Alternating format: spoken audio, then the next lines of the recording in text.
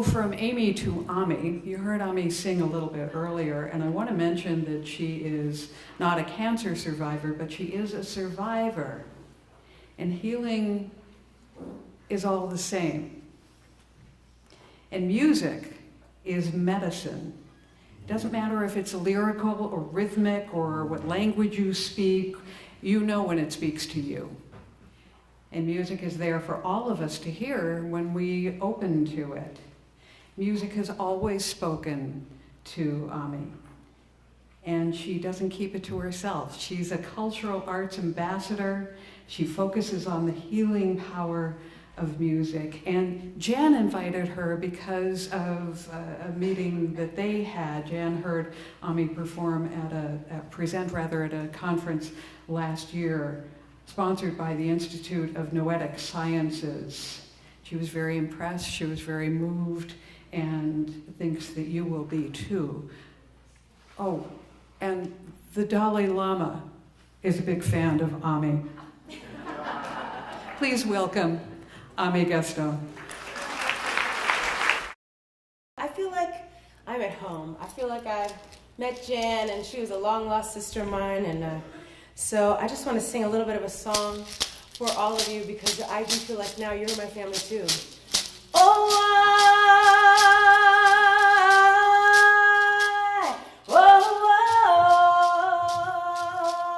how you doing, brother? Hey, dum da dum dee da, dum da da dee, hey, oh. If on the mountain I could stand and see, oh, in all the roads where I have been, oh, the endless reach that has me where I am. Could I believe what my heart knew all along? Tell my feet I made it all.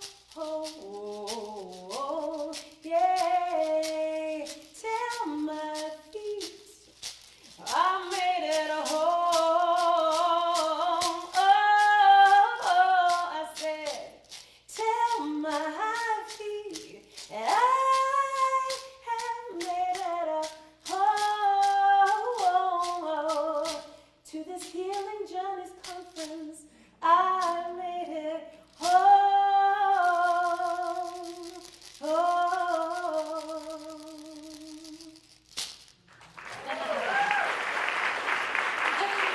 Thank you so much.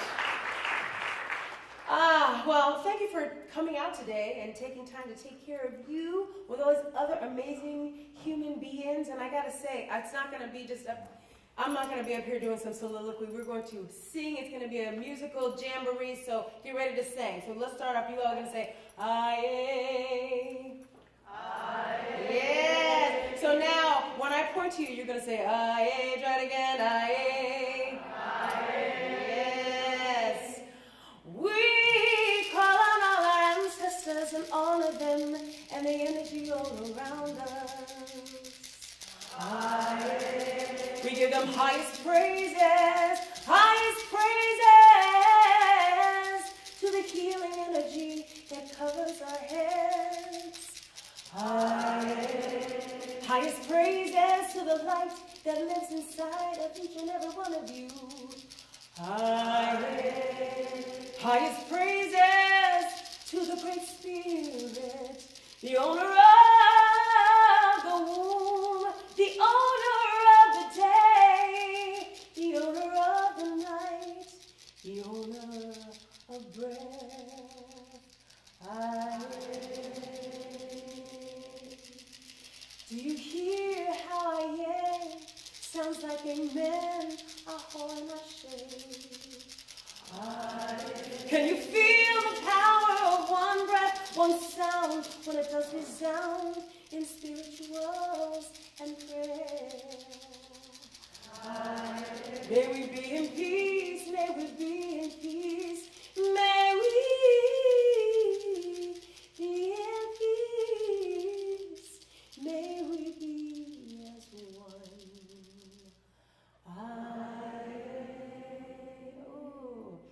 take you on the road with me. You all sound good. My name is Amikaeyla, and I'm so honored and blessed to be here with all of you today. And I want to first start off by thanking Jan and all the speakers. Let's give them a round of applause. This is a very powerful event, and we are in a very powerful time. A time that we need to really celebrate our lives and love and interconnectedness, because we are all one family, which is why I chose that song. And we are in an extraordinary moment in time. A time when we need to muster all of our strength, corral all our community, and call on all of our ancestors. We need to be with the medicine in the plant spirits, animal spirits, and all the elemental spirits, Orishas, Devas, or whatever name you wish to call the celestial beings that surround all of us. We all must come forth and witness our powerful presence, our powerful now. Because, my darling and empowered family, honey, we are in a time where not only where we can make a difference, we must. And, just a side note, I love etymologies and the word, how it came to be. And so I looked up the origin of the word must, and it's from the Persian Urdu, and it means to be compelled as if by intoxication, describing a state that elephants are in when they're in heat. They're in must. Yes, honey, right? Exactly. They're in must. They must. And so that's what we're talking about here. We're talking about all of us conjuring that state of healing, that inner drive that defies logic and calls you to go beyond. Just like every speaker that we've heard talk before, we're talking about that drive that defies logic, that caterpillar that just keeps going. You're like, what's going to happen? We don't know. It must keep going. Beyond the ists and isms of our body wrappers and into the beauty of our communal molecular connections. And to continue to dare to hope, be dauntless, be fearless, brave, courageous, and bold, even when we are tired and weary and feeling lost and alone, because we must. And there's that word, alone. It literally means wholly oneself or all one. And that's what Healing Journeys is all about. It's why we're here. We're on our own healing journey to become wholly oneself or all one. We are all one here, even when we're alone. And when we're all connected and part of a system, the spirit, the water, the land, the animals, each other, if there's something out of balance, we must restore that connection. And the way to restore that balance is to remember Hometakuyasin, which means we are all our relations. My mother is a 2-time cancer survivor. Her mother before her died of cancer, and she committed to becoming a healer, my mother. She's actually an admiral and assistant surgeon general.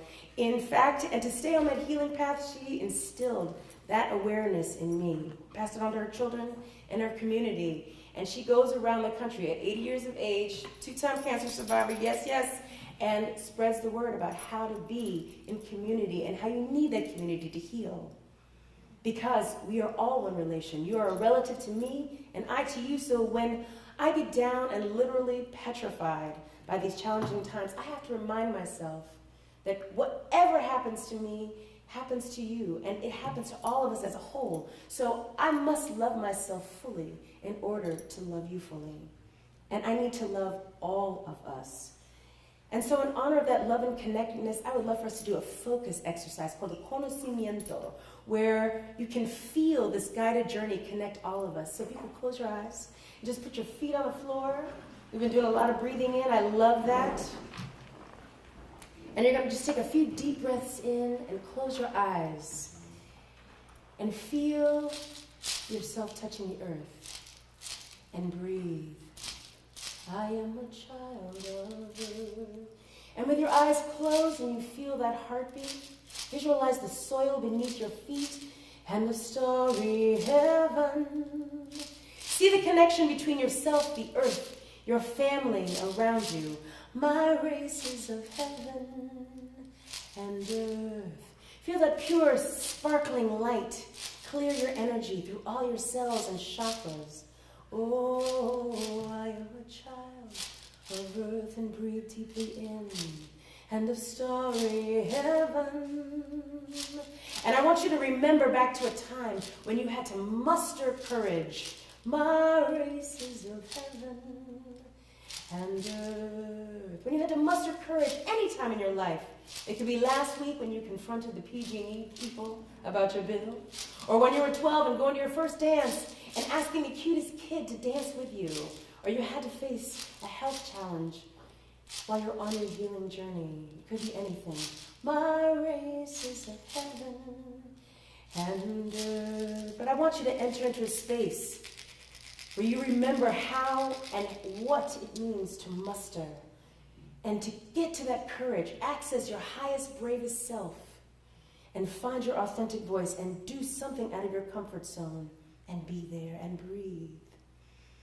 Remember how it looks and feels and smells. Be there now. When is the last time you had to access your highest self?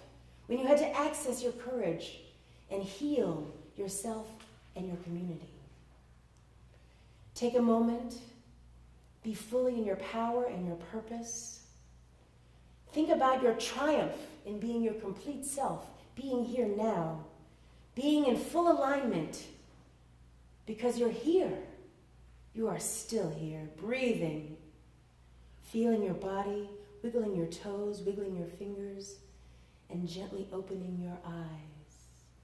My race is of heaven and earth. We are all part of a larger circle.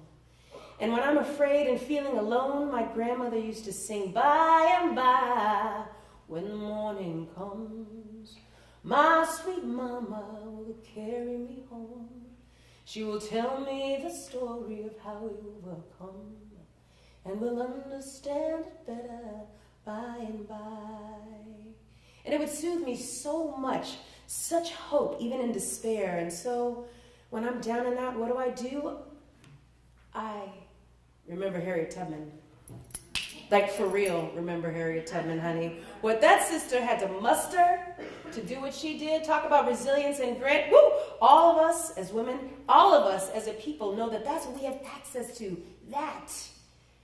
I went home recently to Washington, D.C., which is this, I don't know if anyone here is from D.C., but this crazy, interesting masala of like rich and poor, transient and indigent, the home of the slave and the Native American, powerful and impoverished.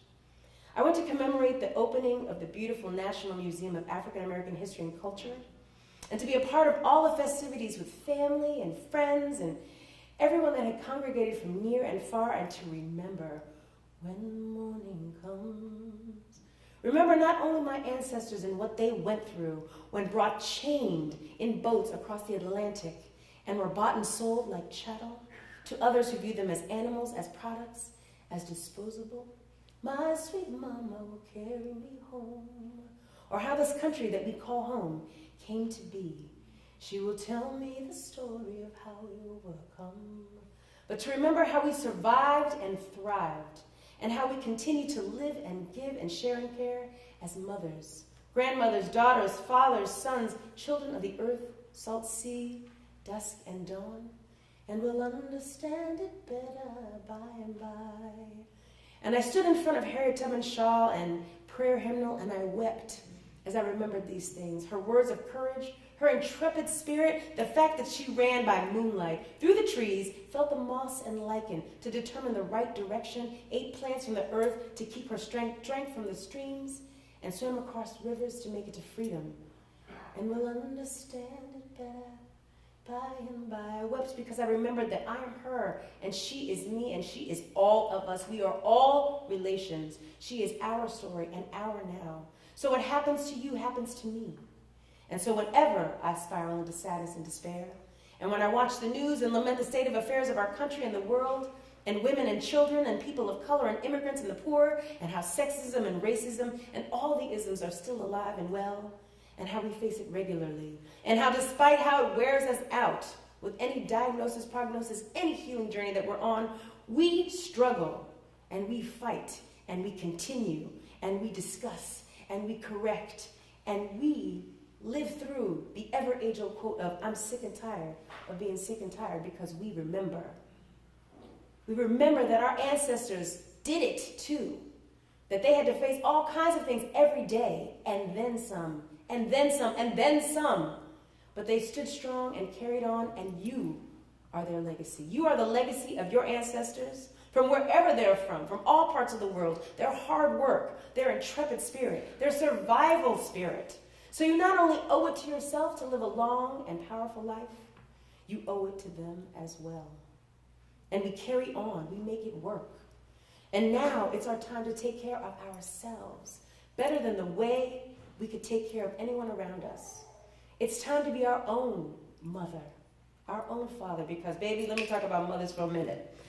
Mothers muster like nothing else on the planet, and you can see that in any creature. As a matter of fact, just the other day, this mama possum was in my chicken coop, honey. And I was like, oh, Lord, what am I going to do? I don't know how to get rid of a possum. She's got her little baby, all the rest of that stuff. Do you know she really did play possum? She really did. When I saw her, I was like, oh, okay, well, maybe she's okay. But then I felt sorry for the baby, so I went inside to call the little animal control people to say, come get the babies and save the possum. And when we came back out there, she was gone and all of her babies. She played possum, honey. That's what you have to muster. When the mic goes out, you step around the mic, don't you? That's right. You improvise. Whatever it is, you can believe that you can continue to make it through all that fierceness that you are genetically predisposed to. You had better take the time to eat right, to exercise, breathe, get a massage, a facial, a steam, a hot tub, a night out with the girls, whatever, because self-care is more than a luxury. It is a primal form of survival. And we forget. I loved how the quilt, she was like, oh, I don't need that. How many times do we do that all the time? Oh, no, don't worry about me. It's okay. I'll be all right. No. We got to do what we got to do so that we can heal what we got to heal. And we need to make that a t-shirt. We are being called to claim our bigger selves and go beyond. We have to live our joy to the fullest. We are all superheroes in our own way. And if we dare to be dauntless, we can be inspired by the world and inspiring for the world.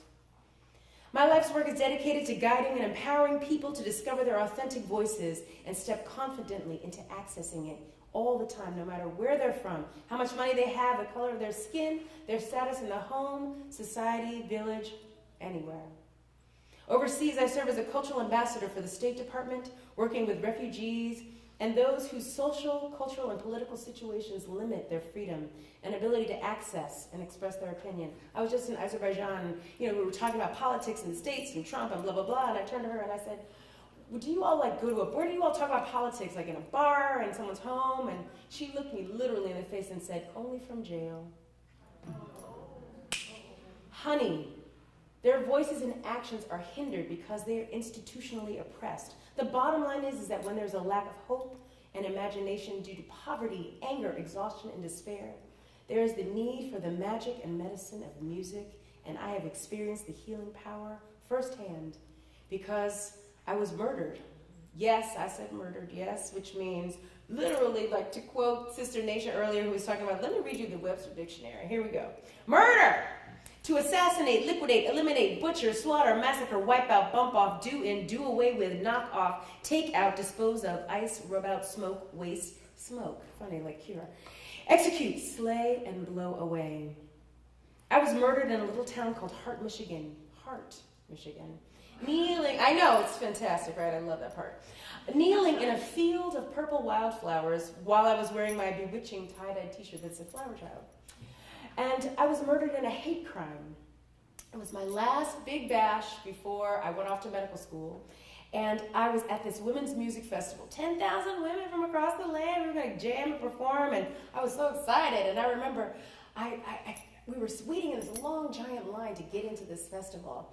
And I remember being like, oh, this is so beautiful. And there's this beautiful field of purple flowers. And I'm going to go stand in the flowers and be there. And I hear all these people start screaming, ah! But they were playing Frisbee. I don't know how to play Frisbee, but they were playing Frisbee. So I figured they were screaming because somebody made a goal or a touchdown. I don't know how to play Frisbee. They were playing Frisbee. And so I was like, oh, somebody did something in Frisbee. And I turned to see what it was, and this big white truck went and ran into me. And I was rolling. And I remember being under the truck going, wow, this is a really intense dream. I have to remember this when I wake up. I got crushed by a big white truck with 5 drunk white boys who went to the festival to, and I quote, check out the dykes.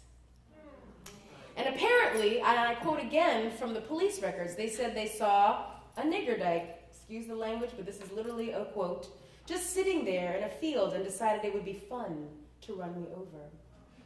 And while rolling under the truck after being struck head-on by the giant grill, I remember thinking, this dream, when I wake up, I've got to remember it.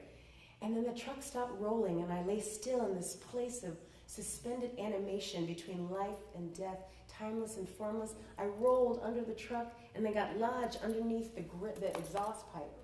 And so the truck stopped, and they had to back up, and they were getting ready to roll me over again so they could keep going and get away, when all of these women who were waiting to get into this festival surrounded the van, started banging on the doors, banging on the doors, banging on the doors, banging on the doors.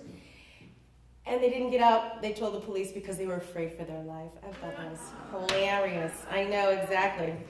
And you know, the most amazing things happen when we think of when we are having this near-death experience, because as I lied there, flesh cooking, I could see this gauze being pulled off of my body, this white luminescent gauze with these 3 little balls that look like static electricity. You know when you take socks out of the dryer and you rub it together and there's these little sparks? That's what they look like, these little... And it was pulling this gauze off of me. And I knew it was my spirit, and I was like, oh my God, I'm dying. My mom's gonna kill me if I die right here. Oh my God, driving from medical school, I'm crazy. And all of my childhood Catholic schooling came flooding back like, oh my God, am I gonna go to hell? I lied on my driver's license about how much I weigh. Oh my God, does that count as a lie? Everybody does it, I have no idea. And literally all these crazy thoughts while my spirit was being pulled from my body. My flesh was cooking, my ribs were crushed and splintered, I had punctured lungs, I couldn't breathe, my collarbone were pulverized, my leg bones broken, shards jutting through mangled skin, caked with gravel and dirt and oil and slime, and I wasn't breathing because I had no lung capacity, and my spirit was leaving. And then I saw her. I saw this being come with these, she looked literally like water coming to me. She had these long arms that flowed like water like this, and she was all blue, like her whole body. She had no face or anything, she just moved, and she felt like the grandmothers of all the grandmothers of all the grandmothers of all the grand, you know, that ancient, when you hug a redwood tree, you're like, oh, you've been around so long, I can feel you. It felt like that. And she wrapped her arms all the way around my body, and she put her head right here, and she started caressing my face, saying, just relax. Just let go, just relax, just let go.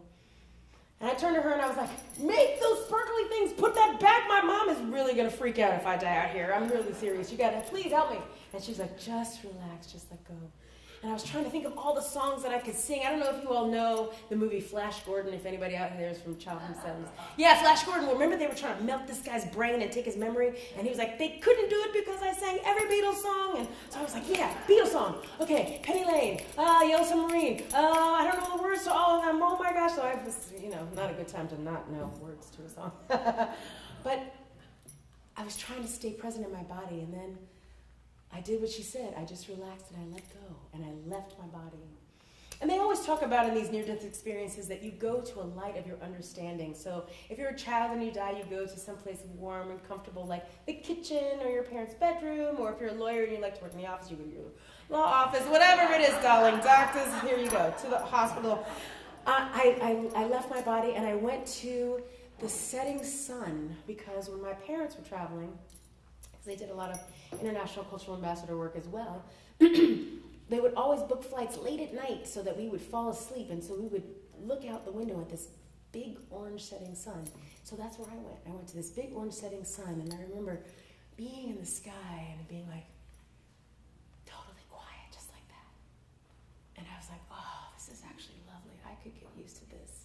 I really could. And I could feel that I was becoming beyond. I could feel the infinite vastness of every proton, every electron, every molecule connecting to it. And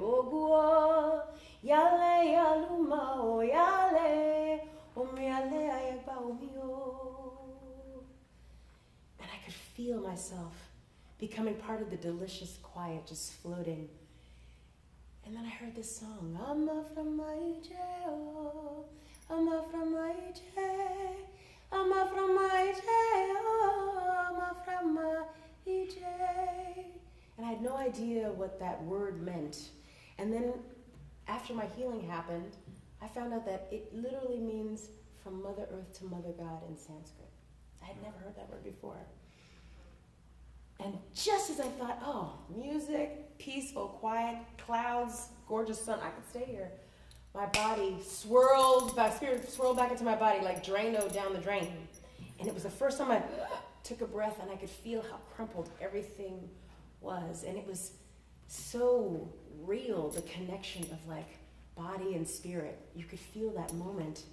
And my world slowly went from black to red, orange to light as the Wonder Women lifted up. 3 women lifted that truck filled with those guys up off of me and pulled me out, honey. And that speaks to adrenaline. And this was way before cell phones. So one other woman on the scene ran 5 miles to go to a payphone to call the police in the hospital. And so I could hear, I'm lying on the ground, and everyone's like, say your name, say your name. They're screaming at me to talk, and I'm like, I can't breathe. So I started to tell jokes so that when they were laughing, I could actually like focus on breathing. So I was like, did you ever hear the one about the lesbian who tried to cross the road? And they were like, no. And I was like, you're looking at it. Ha ha ha ha. Everyone started.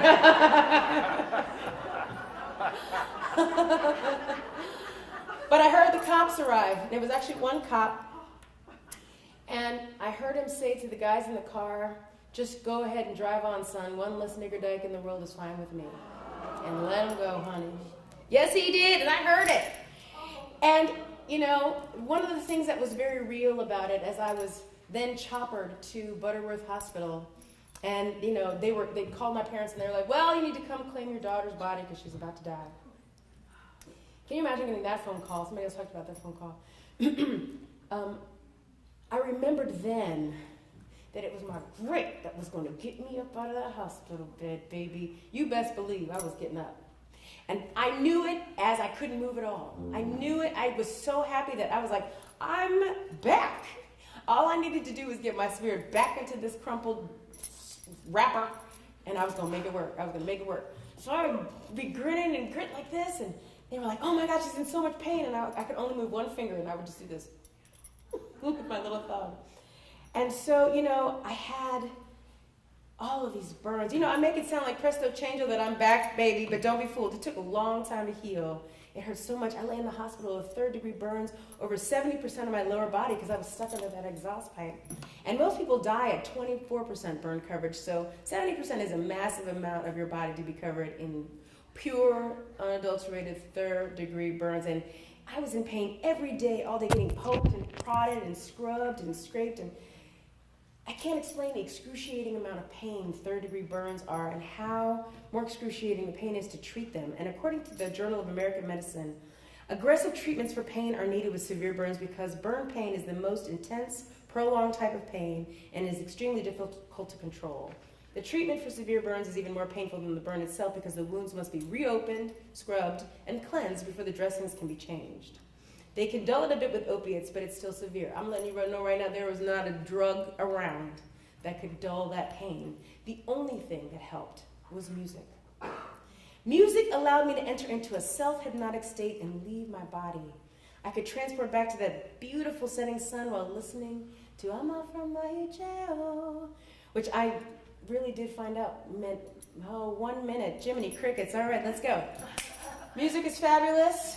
Now after that near-death experience, I founded the International Cultural Arts and Healing Sciences Institute, and I partner with artists, educators, and healers, along with organizations like UNHCR, the State Department, embassies around the world to bring music as medicine programming. I've met the most incredible people in these countries, and their beauty stems from their strength, courage, and resilience, the transformative power of spirit in the face of social unrest and grave tragedy. When you see a young girl use music and self-expression to find her true voice, speak her mind, and believe that what she has to say is important, by telling her story, it will stop you cold in your tracks. We really are in an extraordinary moment in time. Our voice is our primal power. So I encourage all of you all to find your authentic voice. Speak that into power. Speak it into being. Share your stories, these healing stories that I'm hearing. I wish we could just make a big circle and everybody just go one, sharing how they survive and thrive. We're in a time where we not only can make a difference, we must. And so I encourage you to continue to dare to hope, dare to dream, dare to be dauntless, be fearless, be fierce. Even when you're tired, weary, and feeling alone, know that you've got this whole big giant family right here, and I'm so honored and blessed to be with you. 25 years, last one, grand finale. Yes, love all of you all. Thank you so much for having me. Thank you, Jan, for being amazing. Thank you, all you speakers, and thank you, everyone, for being here and being all in support of healing. The healing journey is large and vast, and I'm so grateful to be alive. Thank you. I love you so much.